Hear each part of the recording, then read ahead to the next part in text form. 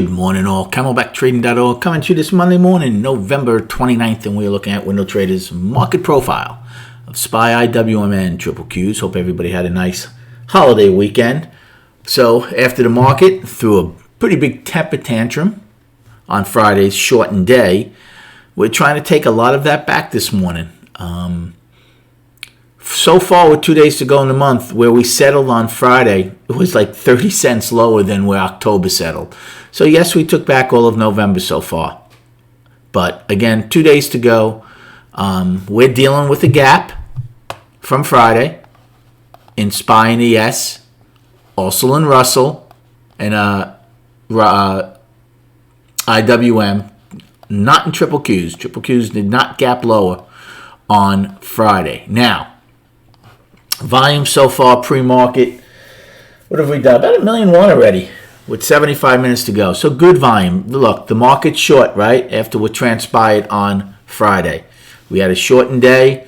On a normal day, G would have been the afternoon rally high, but obviously that was the last time frame of the regular trading hours. B was the highest accepted price. So that becomes very important to me, which was $461.51. Right now we're about $1 above it. So it would be important for two reasons. Number one, that would mean there's no more sellers there. Number two, you would like to keep value higher on the day. Okay, so if we stay above B's high, we would have higher value. First things first, the bulls. They need to take out Friday's high. If they do that, you put the daily back into balance. That goes for all of these right now. Okay, the daily's down in all three of these indices. So they need to take out Friday's high. If you can't, nothing's changed in the bigger picture. Plus, then you wouldn't be able to fill the gap. As far as overnight destinations right now, we have 463.50 as my overnight high and 456.86 is the overnight low. So early game plan this morning. Well, like I just said, whether it's now or for 9:30, if you want to take a long with higher value against B's high, you can certainly do that. If we start getting any acceptance back into B's range or G's range from Friday, I'd be out. Because then, especially if you didn't take out Friday's high, because nothing really changed then. You still one time framing down the daily, and value would go probably at some point from higher to overlapping to higher. But that'd be one call play. Short play, you can certainly take it against Friday's high. First time.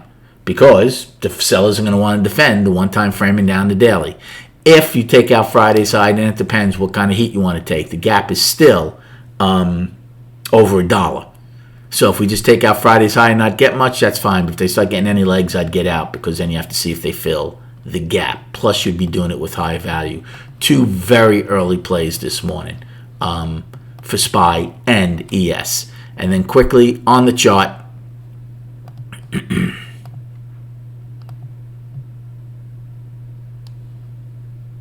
so 2 days to go in the month.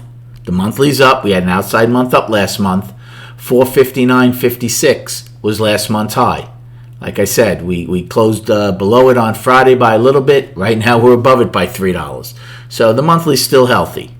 The weekly is balance. We had an outside week down. That's generally bearish. Now the last couple of outside week downs we've had did not provide too much more for sellers to the downside. We'll see if that's going to be the case again.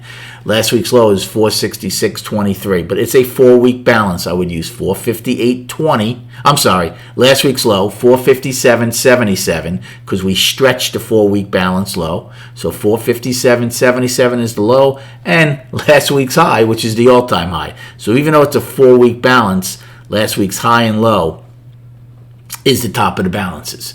So we'll see how we react, but it's in balance. It's an outside week down, and the daily firmly down. For bulls to have any chance of restoring order, they need to take out Friday's high and come back into a 2-day balance. If not, even if you have an inside day, it would still be down for me on the daily. Good luck trading today. Have a great day, and we'll recap at 4 p.m.